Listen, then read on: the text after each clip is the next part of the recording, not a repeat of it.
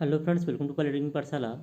Thermal engineering का आपका third chapter चल रहा है और आज का हमारा टॉपिक है आइसोथर्मल प्रोसेस। आइसोथर्मल प्रोसेस को हम लोग कांस्टेंट टेम्परेचर प्रोसेस भी कहते हैं। हिंदी में लोग कहते हैं समतापी प्रक्रम या स्थिर तापमान प्रक्रम। तो होता क्या परिभाषा कि ऐसा प्रोसेस जिस दौरान तापमान स्थिर रहता है आइसोथर्मल प्रोसेस कहलाता है।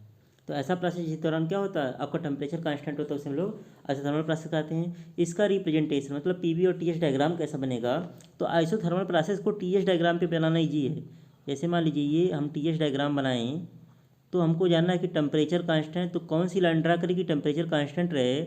तो अगर हॉरिजॉन्टल लाइन यहाँ पे हम ड्रा करेंगे तो क्या होगा, यहाँ पे टेम्परेचर कांस्टेंट रहेगा। अगर 1 से 2 हम लोग जाएँ तो आइसोथर्मल प्रोसेस को टीएस पे बनाना आसान है, पीवी पे हमको याद करना पड़ेगा।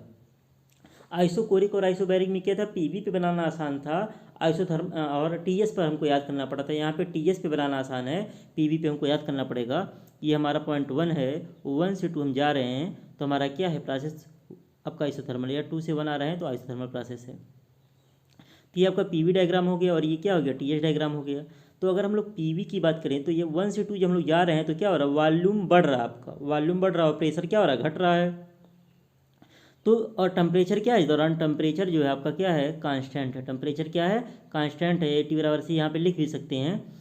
आप लोग जो भी ग्रुप में नोट्स भेजा जा रहा है, केवल नोट्स देख करके कॉपी मत कर लीजिएगा, वीडियो भी देखिएगा। हो सकता है कहीं पे थोड़ा बहुत इंटरचेंज देखने को मिले, मतलब नोट्स में कुछ और है और यहाँ पे कुछ थोड़ा बहुत चेंज आ सकता है। तो इस वजह से आप लोग पूरा वीडियो देख करके ही बाद में नोट्स बनाइएगा। हम लोग बात करें 1 से 2 क्या आपका आइसोथर्मल एक्सपेंशन प्रोसेस है। चूंकि आइसोथर्मल प्रोसेस यहाँ पे है और वॉल्यूम बढ़ रहा है 1 से 2 जाने पे, तो इसको बोल सकते हैं आइसोथर्मल एक्सपेंशन प्रोसेस। या आइसोथर्मल 1 से 2 जाने पे यहाँ पे टेम्परेचर कांस्टेंट है लेकिन हीट एंट्रोपी बढ़ रही है। और हम लोग जानते हैं कि हीट ऐड करने पे क्या होता है, एंट्रोपी जो है बढ़ती है। तो इसको हम लोग कह सकते हैं आइसोथर्मल हीट एडिशन प्रोसेस भी बोल सकते हैं। और 2 से 1 आपका उल्टा हो जाएगा, इसका जस्ट बोल सकते हैं आइसोथर्मल कंप्रेशन प्रोसेस या आइसोथर्मल हीट रिजेक्शन प्रोसेस भी इसको हम लोग क्या कर सकते हैं, बोल सकते हैं। अब इसका पीवीटी रिलेशन क्या होगा, हम लोग जानते हैं P1 V1 अपन T1 बराबर P2 V2 अपन T2। तो चूँकि यहाँ पे टेम्परेचर कांस्टेंट है तो क्या हो जाएगा, P1 V1 बराबर P2 V2। जो हम लोग बॉयल्स लॉ में यूज करते थे वही आपका हो गया।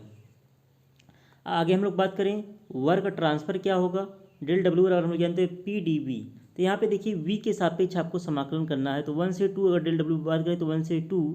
अब यहाँ पे पी वी बराबर कांस्टेंट होता है तो p बराबर क्या हो जाएगा, c बाई वी।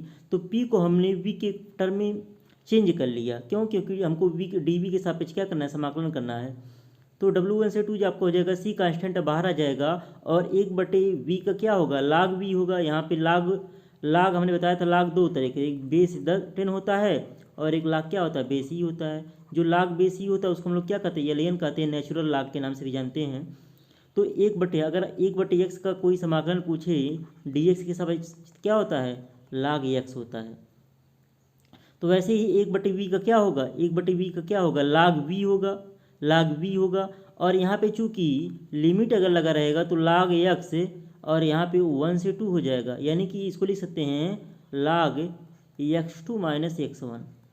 तो लाग x2 माइनस x1 क्या हो जाएगा, लाग x2 अपान x1 हो जाएगा। सेम वैसे ही v की जगह पे, यहाँ पे x की जगह पे क्या है, यहाँ पे v है, तो इसका क्या हो जाएगा, लाग ln v2 अपान v1। तो W 1 से 2 हो जाएगा।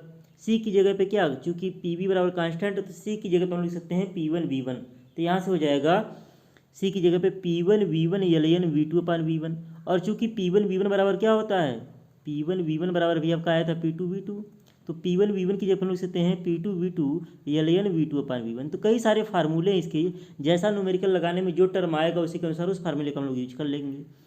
और आपका अगर हम लोग बात करें देखिए यहाँ पे आपका आ गया, P1 V1 बराबर P2 V2, ये आपका आ गया। तो अगर और हम लोग बात करें यहाँ से, अगर हम लोग लें V2 अपान V1 तो क्या हो जाएगा, P1 अपान P2 हो जाएगा। तो यहाँ पे देखिए V2 अपान V1 की जगह पे लिख दिया, V2 अपान V1 की जगह पे आपका हो गया P1 अपान P2। तो एक फार्मूला आपका आ गया, लाग W1 से 2 बराबर P1 V1 ln P1 अपान P2। ऐसे ही W1 से 2 P2 V2 ln P1 अपान P2 हो जाएगा। और आपका होता है PV बराबर MRT होता है, क्या होता है, PV बराबर होता है MRT होता है। तो यहाँ से चूँकि P1 V1 बराबर P2 V2 है, बराबर क्या हो जाएगा, एम आर टी होगा। तो यहाँ से लिखते W1 से 2 M R T ln P2/P1 sorry P1/P2 और W1 से 2 बराबर M R T alien V2/V1। तो इसके 6 फार्मूले हो गए। अब न्यूमेरिकल लगाते समय कोई भी एक फार्मूला यूज करके, मतलब जैसा आपका कंडीशन दिया रहेगा, जैसा आपका जो वैल्यू दिया रहेगा, जो पूछेगा उसके अकॉर्डिंग कोई भी फार्मूला लगा करके जो सुटेबल बैठेगा, हम लोग क्या निकाल सकते हैं, वर्क ट्रांसफ़र की वैल्यू फाइंड आउट कर सकते हैं। चेंज इन इंटरनल एनर्जी सभी प्रोसेस के लिए डी यू बराबर क्या होता है, MCV/dt। चूँकि आइसोथर्मल प्रोसेस है तो इसके लिए चेंज इन टेम्परेचर की वैल्यू क्या होगा, जीरो होगा। तो डी यू बराबर क्या हो जाएगा, जीरो होगा। यानी कि आंतरिक ऊर्जा में परिवर्तन आइसोथर्मल के लिए क्या होगा, जीरो होगा। आगे हम लोग बात करें हीट ट्रांसफर का। हीट ट्रांसफर क्या होगा, हम लोग जानते हैं डेल क्यू बराबर क्या होता है, D U plus del W होता है। तो 1 से 2 डेल क्यू बराबर 1 से 2 डी यू प्लस 1 से 2 डेल डब्ल्यू। तो क्यू 1 से 2 हो जाएगा, डी यू का वैल्यू जीरो आ चुका है पहले, यानी कि डब्ल्यू 1 से 2 के बराबर होगा। यानी क्यू 1 से 2 का जो वैल्यू होगा वो आपका डब्ल्यू 1 से 2 के बराबर होगा। यानी कि जो आपका हीट ट्रांसफर का वैल्यू होगा वर्क ट्रांसफर के बराबर होगा। तो क्वेश्चन आता है ऐसा कौन सा प्रोसेस होता है जिसके लिए हीट ट्रांसफर वर्क ट्रांसफर के बराबर होता है, तो आइसोथर्मल के प्रोसेस के लिए। तो जो आपका W1 से 2 का 6 वैल्यू आया हुआ था, वही 6 वैल्यू क्या हो जाएगा, Q1 से 2 के लिए भी आपका हो जाएगा। तो इन सब टॉपिक्स जो आपका प्रोसेस है, इसे कंपटीशन एग्जाम में देखेंगे, SSC वगैरह में हर साल 2-3 क्वेश्चन प्रोसेस से इवनली पूछे जाते हैं। तो कंपटीशन के पॉइंट ऑफ व्यू से ये आपका चैप्टर जो है काफ़ी इंपॉर्टेंट है। चेंज इन इंथैल्पी की बात करें तो DH बराबर क्या होता है, MCP/dt। चूँकि dt जीरो है इसलिए DH यानी चेंज इन इंथैल्पी का वैल्यू भी क्या होगा, जीरो होगा। अगला हमारा चेंज इन एंट्रोपी है। DS बराबर क्या होता है, डेल Q/T होता है, या 1 से 2 DS बराबर होता है 1 से 2 डेल Q/T। अब देखिए फिर ये हो जाएगा S2 - S1, तो हो जाएगा 1 से 2 और डेल क्यू बराबर क्या आया था, डेल क्यू बराबर डेल डब्ल्यू आया है। यहाँ पे हम देखें तो डेल क्यू क्या है, डेल डब्ल्यू के बराबर आया है। तो यहाँ पे लिख सकते हैं डेल W/T, और डेल डब्ल्यू का मान क्या होता है, डेल डब्ल्यू बराबर होता है P/V। ये सब प्रोसेस के लिए होता है डेल डब्ल्यू बराबर P/V। तो P/DV क्या होता है, P/DV होता है। तो यहाँ पे डेल क्यू की जगह P/DV/T लिख दिया गया। तो अब देखिए PV बराबर MRT से P बराबर MRT/V। तो यहाँ पे अब P की जगह पे लिख दिया गया अगली लाइन में MRT/V। तो पहले T आपका नीचे पहले से था, T से T कट गया तो आपका हो गया एम आर कांस्टेंट बाहर आ जाएगा 1/V/dV, और 1/V का समाकलन क्या होता है, एल V2/V1। तो S2 - S1 का वैल्यू हो गया, और एम आर आया है, आर बराबर क्या होता है, CP - CB होता है, CP - CB बराबर आर होता है। तो आर की जगह पे इस वाली लाइन में क्या लिख दिया गया, ये तो एम आपका हो ही गया, आर की जगह पे आ गया CP - CB, और 1/V क्या हो जाएगा, एल V2/V1। तो आपका S2 - S1 का वैल्यू आ गया MCP - CB एल V2/V1। आप लोग देखेंगे जो चेंज इन एंट्रोपी आपका जो है वो सिलेबस में एक्चुअल में है नहीं, लेकिन आइसोकोरिक, आइसोबैरिक या आइसोथर्मल के लिए देखेंगे एक सीक्वेंस में अरेंज होता हुआ जाएगा। अगर एक आप चार्ट बनाएंगे लास्ट में तो सब एक सीक्वेंस में जो है अरेंज रहेगा। वैसे जब ये ऑफलाइन में बैच में चलता हूँ मैं, तो सभी को बोर्ड पे बना बना के मतलब करवाता था, बोर्ड पे सबको बुलाता था, तो सबको प्रेशर दे करके याद करवा देता था, तो वहाँ पे याद हो जाता था। लेकिन ऑनलाइन में आपको सेल्फ से वर्क करना पड़ेगा, बार बार प्रैक्टिस करेंगे तभी ये सारी चीज़ें याद होंगी, नहीं तो याद होने वाली नहीं, इतनी आसान भी नहीं है। आपको कई बार कॉपी पर लिख करके जो है प्रैक्टिस करना पड़ेगा, तभी जो करके ये वाला चैप्टर आपका तैयार हो पाएगा। आगे बढ़ते हैं, अगला हमारा एडियाबेटिक प्रोसेस। एडियाबेटिक प्रोसेस क्या होता है, ऐसा प्रोसेस जिस दौरान न तो ऊष्मा दिया जाता है, सिस्टम को न तो ऊष्मा दिया जाता है और न ही सिस्टम से ऊष्मा लिया जाता है, तो उस प्रोसेस को हम लोग एडियाबेटिक प्रोसेस कहते हैं। या ऐसा प्रोसेस जिस दौरान हीट ट्रांसफर की वैल्यू क्या होता है, जीरो होता है, ना तो सिस्टम को हीट दिया जाता है ना सिस्टम से हीट लिया जाता है, तो इसे हम लोग एडियाबेटिक प्रोसेस कहते हैं। अब जो हमारा एडियाबेटिक प्रोसेस होता है दो टाइप का होता है, एक होता है रिवर्सिबल एडियाबेटिक प्रोसेस जिसमें फ्रिक्शन की वैल्यू जीरो होती है, एक होता है इरिवर्सिबल एडियाबेटिक प्रोसेस जिसमें फ्रिक्शन की वैल्यू जीरो से ज़्यादा होती है, यानी जीरो नहीं होता है। तो जो रिवर्सिबल एडियाबेटिक होता है उसको हम लोग फ्रिक्शनलेस एडियाबेटिक प्रोसेस भी कहते हैं, या आइसेंट्रोपिक प्रोसेस भी कहते हैं। और जो आपका एडियाबेटिक प्रोसेस होता है उसको हम लोग इरिवर्सिबल जो होता है उसको एडियाबेटिक प्रोसेस विद फ्रिक्शन के नाम से भी जानते हैं, या नॉन आइसेंट्रोपिक प्रोसेस के नाम से भी हम लोग जानते हैं। और इनफैक्ट इसके लिए क्या होता है, इसकी वैल्यू हमेशा बढ़ती रहती है। और आपका रिवर्सिबल में क्या होता है, आपका एंट्रोपी क्या होता है, कांस्टेंट होता है। तो हमको जो पढ़ना वो रिवर्सिबल एडियाबेटिक प्रोसेस के बारे में पढ़ना है यहाँ पे। तो रिवर्सिबल एडियाबेटिक प्रोसेस जो होता है इसको हम लोग आइसेंट्रोपिक प्रोसेस या कांस्टेंट एंट्रोपी प्रोसेस के नाम से भी जानते हैं। तो होता क्या है, ऐसा प्रोसेस जिस दौरान क्रियाकारी माध्यम की एंट्रोपी स्थिर रहता है, आइसेंट्रोपिक प्रोसेस कहलाता है। अब यहाँ पे रिप्रेजेंटेशन की बात करें तो यहाँ पे TS डायग्राम पे याद करना आसान है, क्योंकि कांस्टेंट एंट्रोपी है तो यहाँ पे आपको वर्टिकल लाइन मिलेगा 1 से 2, 2 से 1।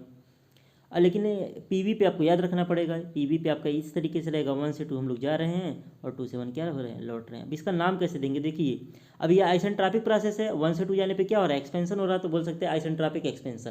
क्या बोल सकते, चूंकि एंट्रोपी यहाँ पे कांस्टेंट हो तो यहाँ पे न तो हीट दिया जा रहा है न तो हीट लिया जा रहा है, तो इस नाते इसको आइसेंट्रोपिक हीट एडिशन या आइसेंट्रोपिक हीट रिजेक्शन प्रोसेस नहीं बोल सकते, वो गलत हो जाएगा। क्यों, क्योंकि इसमें डेल क्यू का मान क्या है, जीरो है, नहीं तो यहाँ पे हीट दिया जा रहा है ना हीट लिया जा रहा है। तो इसको हम लोग क्या बोल सकते हैं, आइसेंट्रोपिक एक्सपेंशन प्रोसेस बोल सकते हैं। और क्या बोल सकते हैं, 1 से 2 को आइसेंट्रोपिक एक्सपेंशन प्रोसेस बोल सकते हैं और 2 से 1 को आइसेंट्रोपिक कंप्रेशन प्रोसेस बोल सकते हैं।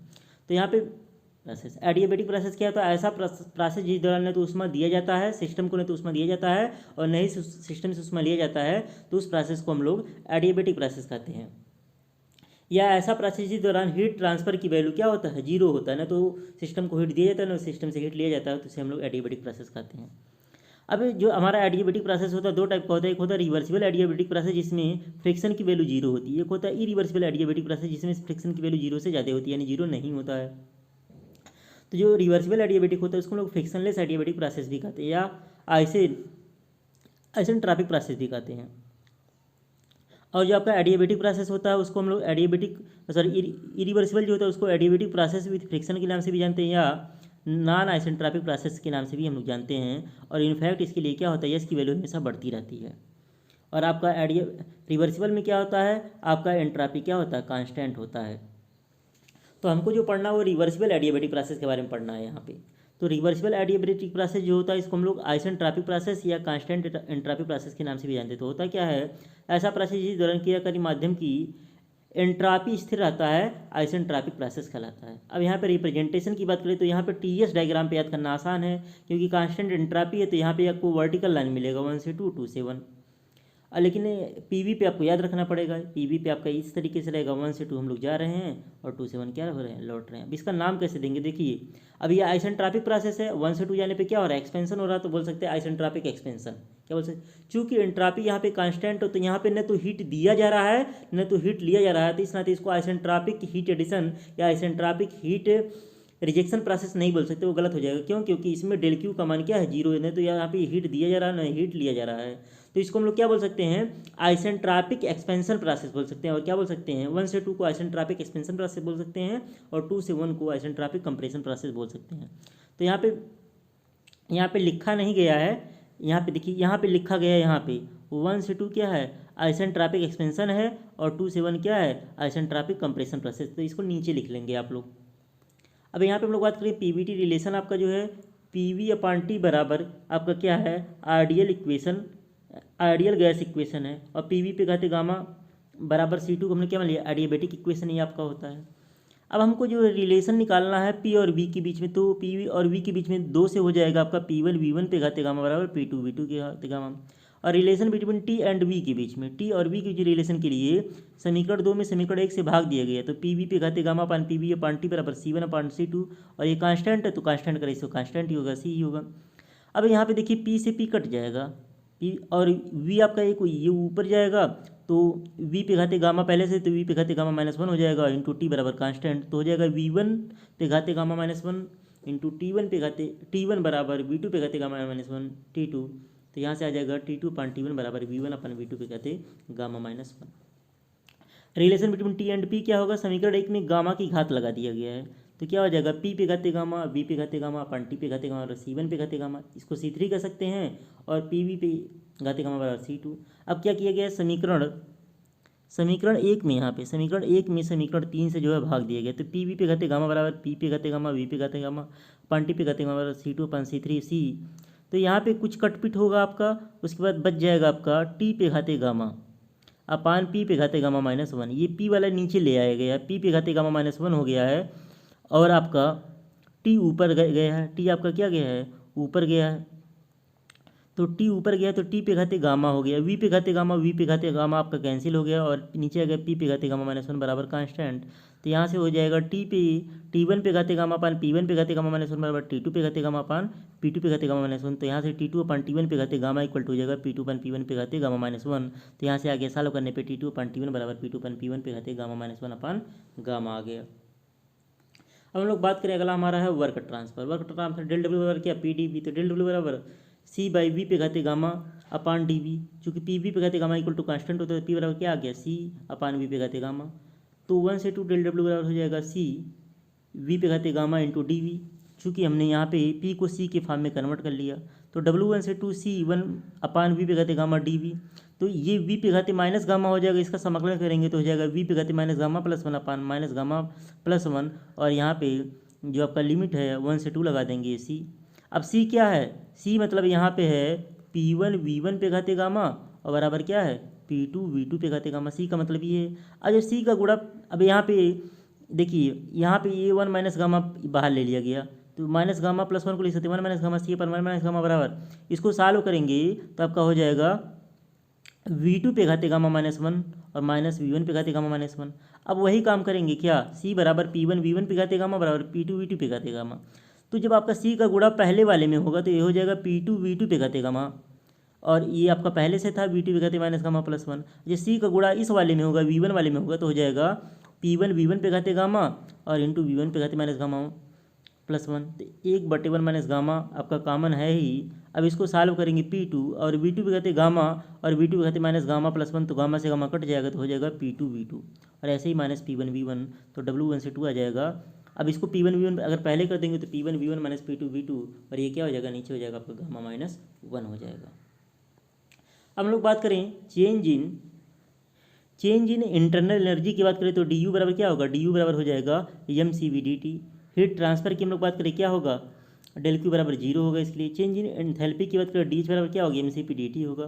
चेंज इन एंट्रॉपी की बात करें डी एस बराबर क्या होगा, डेल क्यू बाई टी बराबर 0 है चूँकि, तो डी एस बराबर क्या होगा 0 होगा, क्योंकि आपका आइसेंट्रॉपिक प्रोसेस है, इसमें डी एस की वैल्यू क्या होगी 0 होगी। अगला हमारा प्रोसेस है पॉलीट्रॉपिक प्रोसेस। तो पॉलीट्रॉपिक प्रोसेस है क्या, सभी process general polytropic process PV पे घाते n बराबर सी के आधार पर परिभाषित किए जा सकते हैं, जहाँ n क्या होता है पॉलीट्रॉपिक इंडेक्स होता है। अब पॉलीट्रॉपिक इंडेक्स आपका जो होता है n के अलग अलग मान के लिए अलग अलग प्रोसेस प्राप्त होते हैं। पॉलीट्रॉपिक इंडेक्स n के अलग अलग मान के लिए अलग अलग प्रोसेस प्राप्त होते हैं। General equation of polytropic process क्या होता है, पीवी पे घाते n इक्वल टू कांस्टेंट। अगर ये डाटा बहुत ज़्यादा पूछा है तो n का बराबर 0 होगा तब कौन सा प्रोसेस होगा, n बराबर 1 होगा तब कौन सा प्रोसेस होगा, काफ़ी इंपॉर्टेंट है।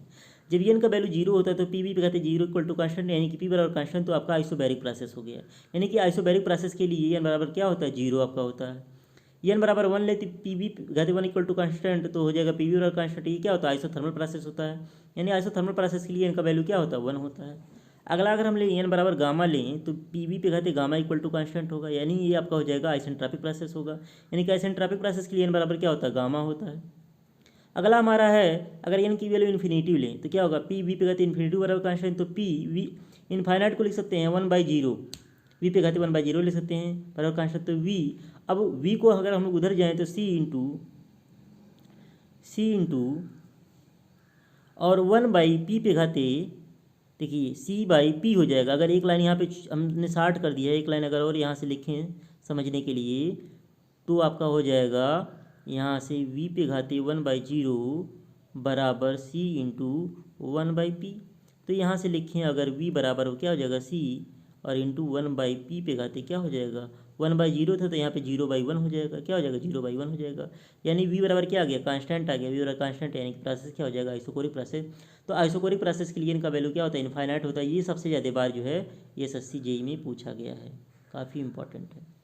तो अगर व्हेन n का मान जो है 1 से छोटा हो, सॉरी 1 से बड़ा हो और क्या हो गामा से छोटा हो, तो पीवी पे घाते n इक्वल टू कांस्टेंट को हम लोग पॉलीट्रॉपिक प्रोसेस कहते हैं। तो हम लोग क्या बोलेंगे मतलब सभी प्रोसेस आपके पॉलीट्रॉपिक प्रोसेस ही हैं, लेकिन n के अलग अलग मान के लिए हम लोग उसको एक स्पेशल नाम दे देते हैं। यानी कह सकते हैं सभी प्रोसेस पॉलीट्रॉपिक प्रोसेस ही हैं, लेकिन पॉलीट्रॉपिक प्रोसेस को हम सभी प्रोसेस नहीं बोल सकते हैं। यानी कि आइसोथर्मल भी आपका पॉलीट्रॉपिक एक तरीके से, आइसोकोरिक भी आपका एक तरीके से पॉलीट्रॉपिक है, आइसोबैरिक भी एक तरीके से पॉलीट्रॉपिक है, आपका एडियाबेटिक भी एक तरीके से पॉलीट्रॉपिक प्रोसेस है। लेकिन जब n का एक स्पेशल मान होता है तो उसके लिए हम वो एक स्पेशल प्रोसेस बोल सकते हैं। लेकिन जब अगर n का वैल्यू 1 से ज़्यादा और गामा से कम होता है तब उसको हम लोग पॉलीट्रॉपिक प्रोसेस के नाम से हम लोग जानते हैं। अब रिप्रेजेंटेशन की बात करें तो यहाँ से अब पॉलीट्रॉपिक प्रोसेस को अब इसको याद करना पड़ेगा। 1 से 2 जाएंगे तो आपका इस तरीके से पीवी डायग्राम पे बन रहा है, टीएच डायग्राम पे इस तरीके से बन रहा है आपका। तो 1 से 2 आपका क्या है, यहाँ पे 1 से 2 जाने पे एक्सपेंशन हो रहा है तो आपका बोलेंगे पॉलीट्रॉपिक एक्सपेंशन, और 2 से 1 जाने पे क्या हो रहा है कंप्रेशन हो रहा है तो बोलेंगे पॉलीट्रॉपिक कंप्रेशन प्रोसेस बोलेंगे। पीवीटी रिलेशन क्या होगा, relation between P and V, तो P1 V1 पे घात n बराबर P2, जो आपका गामा वाले में जो रिलेशन था वही रिलेशन आपका n वाले में होगा। गामा की जगह पे n को क्या कर देना, रिप्लेस कर देना, सेम आपका आपका एडिएबेटिक वाला सारा हो जाएगा। तो P1 V1 पे घात n बराबर P2 V2 पे घात n। Relation between T and V, तो T2 अपान T1 बराबर V2, T2 अपान T1 बराबर V1 अपान V2 पे घात n माइनस 1। हमने जो नोट्स दिया उसमें उल्टा हमने लिख दिया, वहाँ पे T1 अपान T2 कर दिया है V2 अपान V1 पे घात n माइनस 1। उसमें भी कोई दिक्कत नहीं, वो भी आपका सही है और ये भी आपका क्या है, सही है। Relation between T and P, तो T2 अपान T1 बराबर P2 अपान P1 पे घात n माइनस 1 अपान n आपका, तो आपके रिलेशन होंगे तीनों। अब हम बात करें पॉलीट्रॉपिक इंडेक्स, ये एन का फार्मूला एसएससी जेई में पूछता है। तो अगर हम एन का वैल्यू आया कैसे है, मान लीजिए एग्जाम में कभी आ गया और आपको एन का फार्मूला भूल गए, तो डिराइव कैसे करेंगे। हम लोग जानते हैं P1 V1 पे घात n बराबर P2 V2 पे घात n, दोनों तरफ लाग ले लिया गया, तो हो जाएगा लाग P1 प्लस लाग V1 पे घात n बराबर लाग P2 प्लस लाग V2 पे घात n। तो ये हो जाएगा लाग P1 प्लस n लाग V1 और ये हो जाएगा लाग P2 प्लस n लाग V2। आपको लाग का फार्मूला आएगा तभी कर पाएंगे। तो ये हो जाएगा आपका n लाग V1 हमने इधर कर लिया और इसको भी इधर लेते आया, तो माइनस n लाग V2 बराबर हो गया लाग P2 माइनस लाग P1। तो n आपका हो गया लाग V1 अपान V2 बराबर हो जाएगा लाग P2 अपान P1, तो n बराबर आ गया लाग P2 अपान P1 अपान लाग V1 अपान V2, लाग P2 अपान P1 बराबर लाग V1 अपान V2। तो n का मान आ गया। ये कंपटीशन में बहुत ज़्यादा पूछता है आपका। वर्क ट्रांसफर की वैल्यू की बात करें, डेल डब्ल्यू और पी डी वी होता है, चूंकि पी वी पे घात n इक्वल टू कॉन्स्टेंट, तो पी बराबर क्या हो जाएगा सी अपान वी बाई एन, तो डब्ल्यू बराबर सी वी पे घात n डी वी। तो जैसे हमने वहाँ पे एडियाबेटिक के लिए रिवर्सल एडियाबेटिक के लिए निकाला था, सेम वैसे ही सोल्यूशन करेंगे, सेम वैसे ही सारा प्रोसेस एकदम वैसे ही है, केवल यहाँ पे क्या हो गया, गामा की जगह पे n वैल्यू आ गया। सेम वैसे ही अगर हम करेंगे तो डेल डब्ल्यू बराबर आ जाएगा, या W1 से 2 आ जाएगा, एक 1 अपान n minus 1 P1 V1 minus P2 V2। Same उसी प्रोसेस की तरह आप लोग जो है कर लीजिएगा। अब बात करें चेंज इन इंटरनल एनर्जी की बात करें, डी यू बराबर क्या होता है M C V D T. Heat transfer del Q बराबर D U plus del W, del Q बराबर D U plus del W, अलग अलग हमने तोड़ लिया, तो Q1 से 2 हो जाएगा एमसीवी डी टी प्लस ये डेल डब्ल्यू का मान P1 V1 minus P2 V2 upon n minus 1। तो Q1 से 2 बराबर यम सी वी का मान, देखिए सी वी बराबर हमने एक बीच में डेरिवेशन भी करा था सेकंड चैप्टर में, सी वी बराबर R upon gamma minus n होता है। सेकंड चैप्टर में इसका प्रूफ हुआ है, ये लिखा गया है। तो वहाँ से सी वी की जगह हमने क्या लिख दिया, आर अपान गामा माइनस 1, और डी टी यानी कि क्या T2 minus T1 plus P V बराबर क्या होता है एम आर टी। तो यहाँ पे हो गया P1 V1 minus P2 V2 M R T1 minus M R T2 होगा, तो एम आर कॉमन हो जाएगा T1 माइनस T2, और यहाँ पे n माइनस 1 नीचे आपका हो गया। तो आपका एम आर अब देखिए यहाँ पे M R T1 minus T2 common हो गया सब में, तो यहाँ पे T1 माइनस T2 कॉमन लिया तो अंदर जाएगा, ये हो जाएगा माइनस 1 अपान गामा माइनस 1, और यहाँ पे हो जाएगा प्लस 1 अपान n माइनस 1। तो M R T1 minus T2 इसको सॉल्व कर लिया गया एलसीएम लेकर के, तो minus n plus 1 plus gamma minus 1, तो यहाँ से प्लस 1 माइनस 1 क्या हो जाएगा, कैंसिल हो जाएगा। तो M R T1 minus T2 gamma minus n upon n minus gamma minus 1 n minus 1। तो यहाँ पे देखें अब M R T1 minus T2, तो वही पी वी बराबर एम आर टी से, तो P1 V1 minus P2 V2 और n माइनस 1 हमने अलग कर लिया, तो हो गया gamma minus n upon gamma minus 1। तो Q1 से 2 हो गया gamma minus n upon gamma minus 1, P1 V1 minus P2 V2 upon n minus 1, या Q1 से 2 बराबर gamma minus n upon gamma minus 1 बराबर डेल डब्ल्यू। क्या ये आपका पॉलीट्रॉपिक के लिए आपका डेल डब्ल्यू का मान आया था, यानी कि अगर आपको डेल डब्ल्यू पॉलीट्रॉपिक के लिए पता है तो क्यू हीट ट्रांसफर की वैल्यू निकालना हो तो gamma minus n upon gamma minus 1 का मल्टीप्लाई कर देंगे तो आपका Q1 से 2 का वैल्यू आ जाएगा। अब हम लोग बात करें चेंज इन एंथैल्पी की बात करें तो क्या होता है, डी एच बराबर N C P D T. Change in entropy D S बराबर डेल क्यू बाई टी, तो 1 से 2 डी एस बराबर डेल क्यू बाई टी। तो हम लोग जानते हैं कि डेल क्यू बराबर क्या होता है, gamma minus N del W poly, तो डेल क्यू बराबर gamma minus N del W को पी डी वी लिख सकते हैं, चूँकि पी वी बराबर एम आर टी, तो पी बराबर M R T by V, तो gamma minus N upon gamma minus 1 M R T upon V हो गया, M R T upon V हो गया पी की जगह पे इंटू डी वी। तो यस 1 से 2 वैल्यू क्या हो जाएगा आपका डेल क्यू का, ये वाला पूरा वैल्यू उठा के रख दिया गया gamma minus N gamma minus 1 M R T V, और चूँकि डी एस बराबर डेल क्यू बाई टी होता है तो यहाँ पे एक टी और आ जाएगा इंटू डी वी।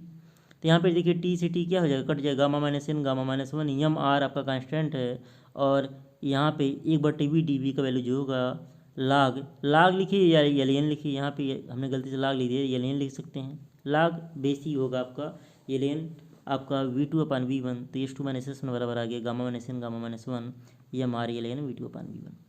फिर S2 - S1 gamma -n gamma -1 ये हो गया आपका यम सी वी, यम आर की जगह पे देखिए, आर की जगह पे देखिए आपका हमने लिखवाया था सी वी बराबर R/गामा -1, तो यहाँ पे देखिए आर बराबर लिख सकते हैं CV × गामा -1, CV × गामा -, तो वही लिखा गया है आर की जगह पे CV × गामा -1 एलियन V2/V1, तो गामा -1 से गामा -1 क्या हो गया, कैंसिल हो गया, तो S2 - S1 हो गया gamma -n1 gamma -n M C V alien V2/V1, तो S2 - S1 वाला यम गामा सी वी, अब गामा का इसमें गुणा होगा, यम बाहर होगा, gamma C V minus N C V minus क्या होगा यन सी वी।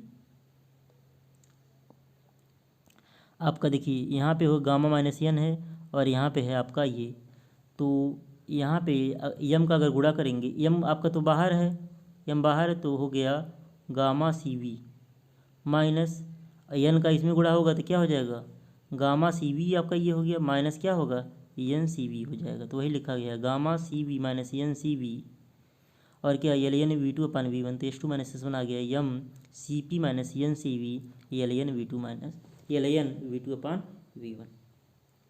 अब आगे हम लोग बात करें, अगला हमारा है हाइपरबोलिक प्रोसेस। तो ये क्या होता है, इसको लोग बोलते हैं पैराबोलिक प्रोसेस।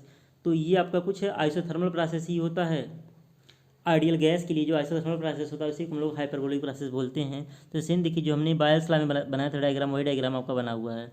तो इस प्रोसेस में किसी गैस को गर्म करके इस प्रकार विस्तारित एक्सपेंड किया जाता है कि दाब व आयतन का गुणनफल स्थिर रहता है, यानी कि PV बराबर हमेशा क्या होगा, प्रेशर वॉल्यूम का गुणनफल हमेशा क्या होगा, कांस्टेंट होगा। तो ऐसा प्रोसेस जिसके लिए प्रेशर और वॉल्यूम का गुणनफल हमेशा कांस्टेंट होता है उसे हम लोग हाइपरबोलिक प्रोसेस बोल सकते हैं। तो चित्र में प्रोसेस 1 से 2 क्या है, एक हाइपरबोलिक प्रोसेस है। यह प्रोसेस बायल्स लॉ द्वारा संचालित होता है और इसका व्यवहारिक अनुप्रयोग क्या है, आइसोथर्मल प्रोसेस आपका होता है। अगला आपका है थ्रॉटलिंग प्रोसेस। थ्रॉटलिंग प्रोसेस के बारे में हम लोग जो है रेफ्रिजरेशन RAC जब पढ़ेंगे तो वहाँ पे थ्रॉटल वाल्व पढ़ते हैं, तो वहाँ पे और अच्छे से पढ़ेंगे। वह है क्या, वह प्रक्रम जिसमें न तो ऊष्मा दी जाती है और न ही ऊष्मा निष्कासित होती है, अवरुद्ध प्रक्रम कहलाता है। जैसे यहाँ पे क्या है, टोटी दिखाया गया है, एक कोई पाइप है, ऐसे क्या है पाइप है, अब पाइप में क्या एक टोटी लगा करके जो है रास्ता रोकने का ऐसे काम किया जा रहा है। ऐसे यहाँ पे जो है ऐसे मान लीजिए यहाँ पे अवरोध बना हुआ है, यहाँ पे इस तरीके से अवरोध बना हुआ है, अगर इसको यहाँ पे नीचे ला के टच कर देंगे तो क्या होगा, आपका रास्ता रुक जाएगा, पानी आएगा जाएगा नहीं, पानी आएगा जाएगा नहीं। तो ये आपका प्रोसेस क्या है, यही अवरुद्ध प्रक्रम है। तो इसका मुख्य उद्देश्य जो होता है फ्लूइड के दाब को डिक्रीज करना होता है। तो हम लोग RAC में पढ़ेंगे थ्रॉटल वाल्व का काम ही होता है प्रेशर को डिक्रीज करना। तो यहाँ से जब कोई भी वाटर जाएगा तो ये सकरे मार्ग से होकर के जा रहा, तो यहाँ पे क्या होगा, प्रेशर घटेगा। जहाँ पे भी आपका एरिया क्या होता है, कम होता है, तो एरिया आपका कम होगा तो उसके साथ साथ क्या होगा, प्रेशर भी क्या होता है, डिक्रीज कर जाता है। तो गणितीय रूप में क्या होता है, मतलब इसके लिए न्यूमेरिकल वैल्यू क्या, Q मतलब हीट ट्रांसफर की वैल्यू 0 होती है, वर्क ट्रांसफर 0 होता है, डेल्टा P यानी चेंज इन पोटेंशियल एनर्जी 0 होता है, चेंज इन काइनेटिक एनर्जी 0 होता है। और इस प्रक्रम में H1 जो होता है H2 के बराबर होता है, यानी कि एंथैल्पी एक पॉइंट पे एंथैल्पी और 2 पॉइंट पे एंथैल्पी का मान बराबर होता है, इसे आइसेंथैल्पिक प्रोसेस भी कहते हैं। इसका डेरिवेशन भी है आपका स्टडी फ्लो एनर्जी इक्वेशन, जो कि चौथे चैप्टर में है। उसके बाद अगर इसको पढ़ते तो इसका डेरिवेशन होता है, यही आपकी बुक में सिलेबस उल्टा पुल्टा दिया है। खैर इसका डेरिवेशन जो आपके सिलेबस में है नहीं, तो इसको बहुत ज़्यादा परेशान होने की जरूरत नहीं। कंपटीशन में पूछता है कि ऐसा कौन सा प्रोसेस होता है जिसमें एंथैल्पिक कांस्टेंट होता है, तो आपका कौन सा प्रोसेस होता है, थ्रॉटलिंग प्रोसेस होता है।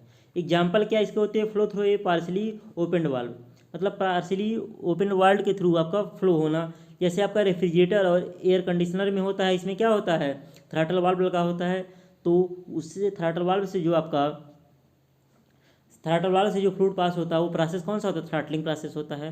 Flow through a very small opening, बहुत स्मॉल ओपनिंग से अगर कोई फ्लो हो, जैसे आपका डिओड्रेंट लिखा, डिओड्रेंट मतलब जो आप लोग डीओ मारते हैं कपड़े पे, जो आप लोग डीओ मारते हैं सुगंध के लिए, तो उसमें बहुत छोटा सा होल होता है, तो उससे जो निकलता है वो भी आपका क्या होता है, वो भी आपका क्या होता है, थ्रॉटलिंग प्रोसेस होता है। या नाई के बाल पे जाइए, नाई की दुकान पे जाइए तो आपके बाल पे जो है पानी मारता है, एक वहाँ पे भी ऐसे एक लगा होता है, ऐसे ही प्रेस करता है इस पर, प्रेस करता है तो क्या होता है, पानी निकलता है। तो पानी निकलता है उससे, तो वो भी क्या है आपका एक तरीके से थ्रॉटलिंग प्रोसेस ही है। और क्या, flow through a porous plug. Porous plug मतलब कि मान लीजिए कोई पाइप है और इसमें हमने एक पार्टीशन कर दिया, इसमें बहुत छोटा छोटा छिद्र हो, रिस के पानी निकले, तो ये भी क्या होगा आपका थ्रॉटलिंग प्रोसेस ही होगा। तो ये सारे क्या हो गए, थ्रॉटलिंग प्रोसेस के एग्जाम्पल हो गए।